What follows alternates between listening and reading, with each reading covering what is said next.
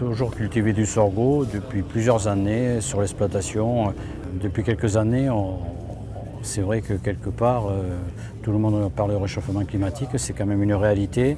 Et la période estivale, bien souvent, il manque de l'eau, les températures sont excessives et même le sorgho qui est résistant souffre, quoi. Il n'est pas quand même totalement insensible, mais il s'en sort mieux. Et les gens qui ont l'irrigation, qui peuvent apporter de l'eau à la période sensible, mais avec 2 ou 3 arrosages, ils sauvent le sorgho et ils maintiennent un potentiel maximum. Ça fait 5 ans que je cultive du sorgho, pratiquement chaque année. J'ai des rendements qui ont varié entre 112 quintaux, les meilleurs rendements, sur parcelles irriguées, et j'ai tourné une année en moyenne à 93 quintaux de moyenne, sur une douzaine d'hectares, avec des sols différents. Le sorgho représente 5 à 10% de ma surface, suivant les années. C'est une culture quand même économique, écologique, et qui peut rapporter gros.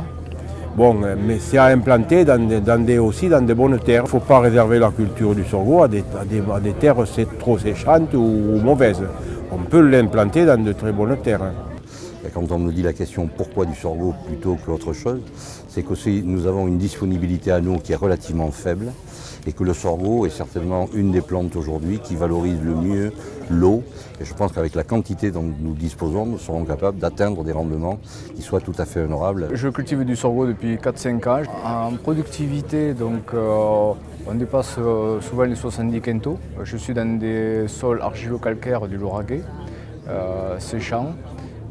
Donc on arrive quand même à faire des 70 quintaux. Sur plusieurs années, on dépasse les 70 quintaux. Voilà. Bon, y a des pics à plus de 80 quintaux, 85 quintaux, et puis il y a des années où c'est qu'on fait 55-60 quintaux. Voilà. Donc non, c'est satisfaisant, il faut regarder la moyenne, quoi. Voilà.